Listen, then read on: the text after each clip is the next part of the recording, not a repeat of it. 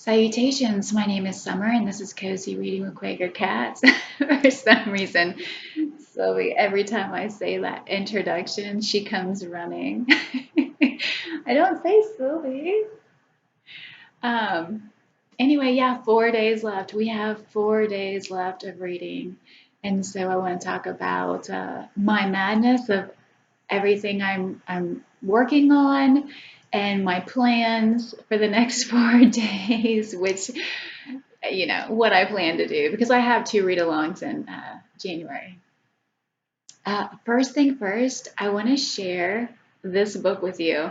So this is the second time I've been reading this, and it's a library book, and I'd love to own it, but I'm too cheap because it's so expensive. But honestly, with all the money I spend on other books, like combined that I might not even love, this book that I do love, I should just buy it. Dr. Eleanor's Book of Common Spiders, and it's by Christopher M. Buttle and Eleanor Spicer Rice. Okay, so if I love to read anything about insects, spiders, snails, whatever, uh, instead of being afraid of them, I'm more fascinated. Not saying I wouldn't be scared if there was a huge wolf spider in my bed. Yes, it would scare me. I mean, but I am the type of person where I let spiders live in my house pretty much. The cats kill them. But I feel like they do more good than harm. And most of the time, spiders don't really care about you. And they will actually clean your house with those little gnats and fruit flies and all that, the pesky uh, little insects. Okay, this book, I just want to share a couple things. And I might share more as I continue rereading it. But this talks about the difference between insects and spiders. It says, after a closer look, the differences between spiders and insects are clear.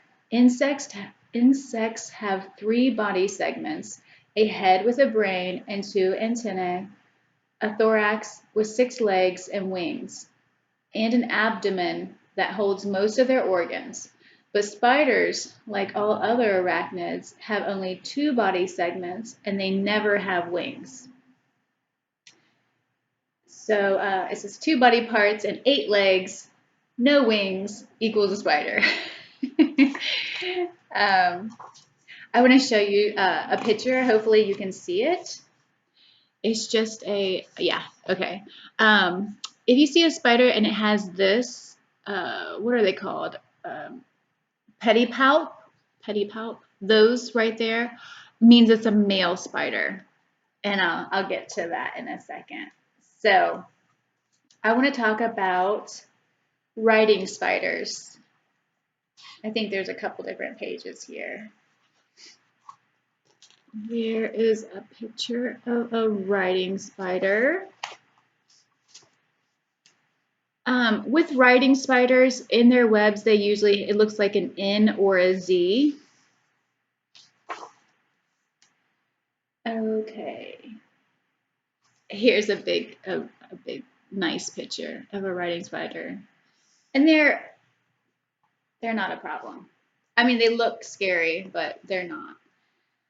Okay, so here's a great something about here. Okay. While adult female writing spiders pass their days in their webs, capturing and devouring prey, males wander around hoping to find a mate. Because females perceive anything tangled in their webs as a delicious meal, males must approach their prospective paramours with caution. Like a hopeless romantic, a male will tap out a little love song on the female's web. If the female likes what she's feeling, she'll let her new boyfriend approach her. In the animal world, biologists often measure an individual's success by its ability to reproduce. Finding a mate is one step towards reproduction, but the act of mating doesn't by itself always guarantee an individual will produce offspring. For example, say a male spider successfully mates with his spider girlfriend and then wanders off into the world, leaving her to hang out in her web alone. She may well accept another male and mate with him. His sperm would mix with the first male's, reducing the number of eggs that the first spider's male sperm will fertilize. The second spider might even scoop out the first spider's sperm, eliminating the first spider's chance at reproductive success. Yes, it's a tricky world out there for spider lovers of all kinds, but for male riding spiders, after doing all that hokey pokey to avoid getting eaten by a potential girlfriend and whatnot, it's especially important to do all they can to increase the chances that they will father offspring of their own. Riding spider males literally give it all they have. After mating, they die. Here's what happens. First, the male taps out his love song and gets accepted as a mate.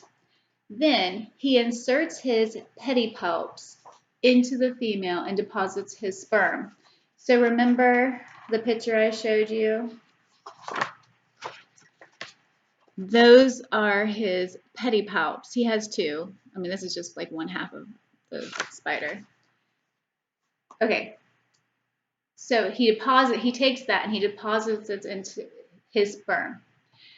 As soon as all his sperm gets into the female's body, the male dies, and his body hangs there from the poor female until it is eaten or falls off. His dead body acts as a mating plug, blocking the female from mating with other males until she lays the eggs he's fertilized. It's so funny.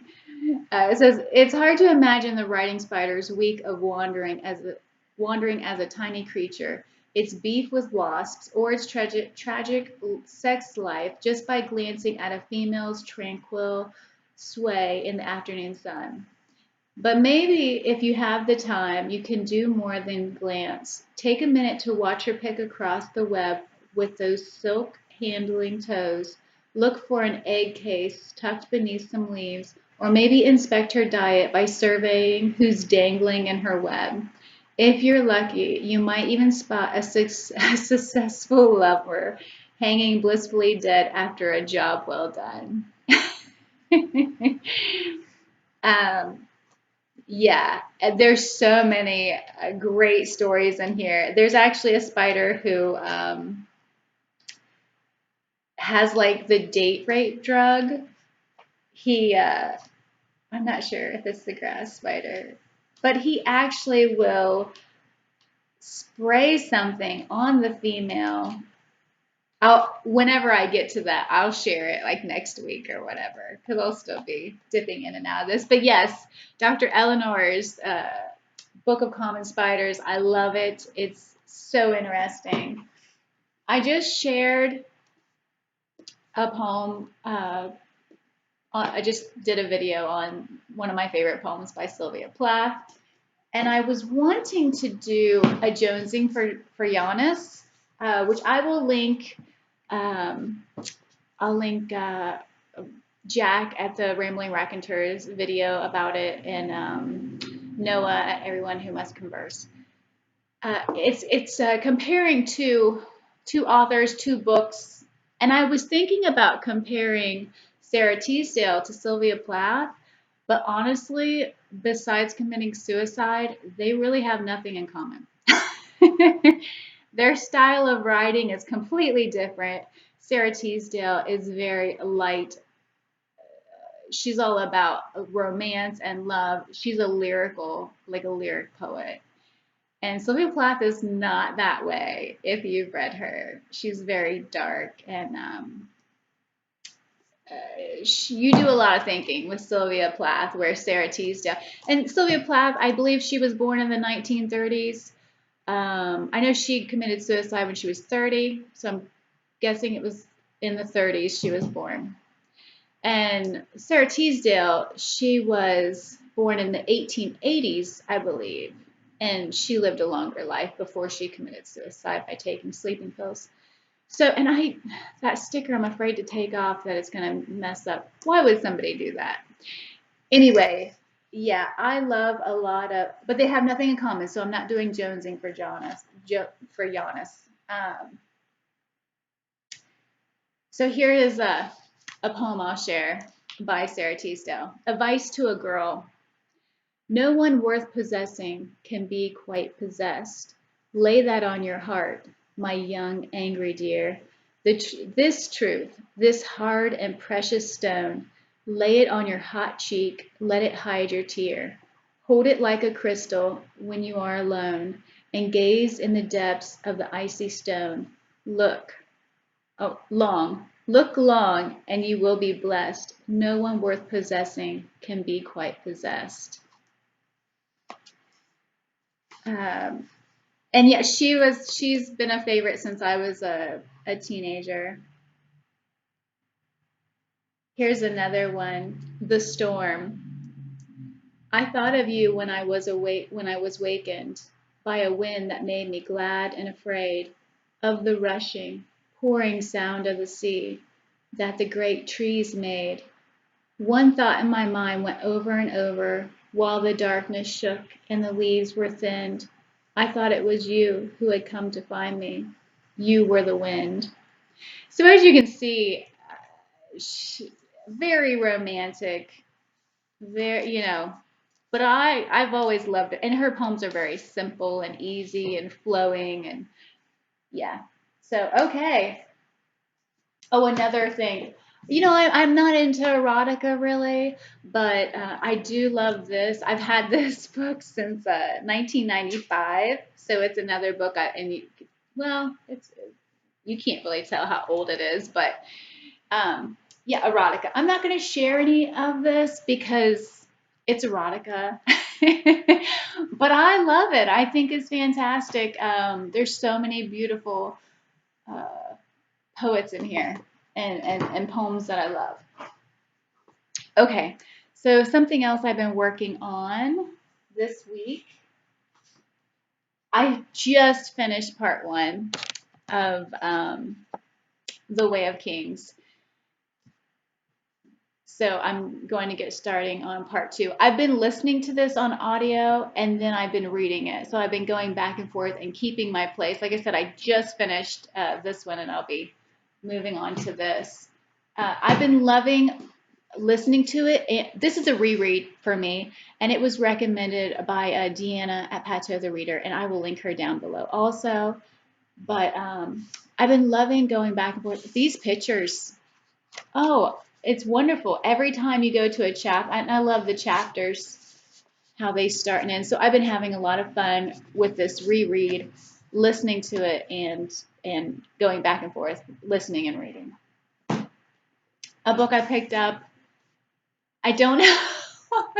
It may be February and I may be still reading this, but I'm enjoying it. Hercule Poirot's Christmas by Agatha Christie. I love Agatha Christie, but I've just been picking up. I'm just reading too many things at once right now. Because also A Christmas Carol by Charles Dickens. This is a reread, and this has me hooked right now. And it's so short. I mean, it's under 200 pages.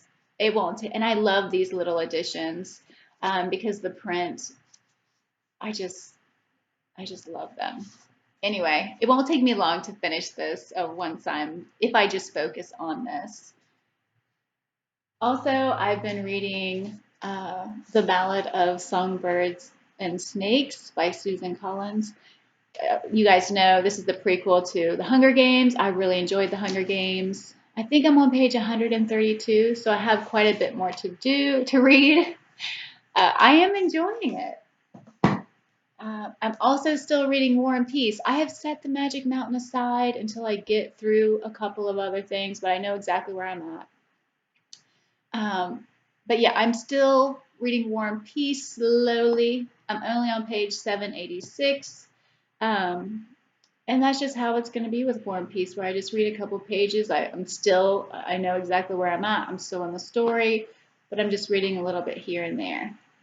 Because I only have 4 days. 4 days until January, and then I have to set things aside and start reading 100 Years of Solitude by Gabriel Garcia Marquez. I'm reading this with a group of people. I'm really excited about it.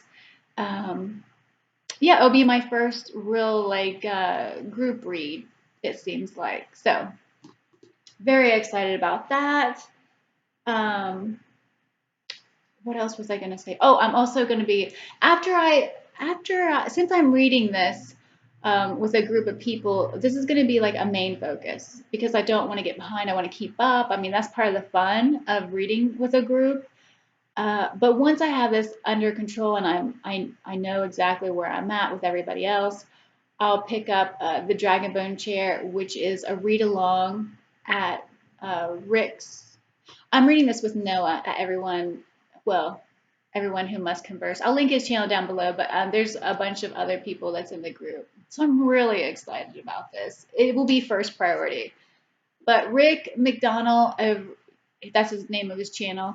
Um, he's doing the Dragonbone Chair by Tad Williams, and he's going to be reading the whole 4-book series starting in January. So I will link his channel down below. He's only doing it on YouTube, so you can take your time. Nothing will be spoiled. You just read it. You can read it at your own pace. So it's very laid back. So, okay, one more thing. I want to mention Great American Reads. Back in July, I started making videos in July. It's besides bringing in Rollo, it's one of the best decisions I've made this year is to start making videos because I love the community. I love all of you guys out there who comment and anyway, yeah. So Great American Reads list. So since July, I've read 4 books off of the 100 list. I read The Adventures of Tom Sawyer. I read The Little Prince. I read The Sirens of Titan, which was recommended to me by Lukash at A Cruel Reader's Thesis. I'll link his channel down below. And Bless Me Ultima. So I read 4 since July off this list. And that means I've read 66 out of the 100. I have 34 left to read. And something that's exciting is on this list is War and Peace, which I am currently reading. And also underneath War and Peace is, I circled the ones I still need to read, is 100 Years of Solitude. And I'm reading that in January. So it's like, wow, I'm working on this list and didn't even know it. So yeah, you can go to the Great American Reads list. This was on PBS. I love the show. This is just the most popular. Doesn't have to do anything with how great the book is written or anything like that. Just the top 100 most popular books. So I love it. I'm continuing on with that for the next year. So yeah, 4 days, guys, and it will be 2021. I'd love to hear how things are going with all of you, what you guys are up to, reading or, any plans. I've been loving watching the videos and hearing, reading the comments of you guys who don't have channels, what your plans are and what you're reading. So anyway, thank you so much for watching. I hope you guys have a wonderful end of December. Bye.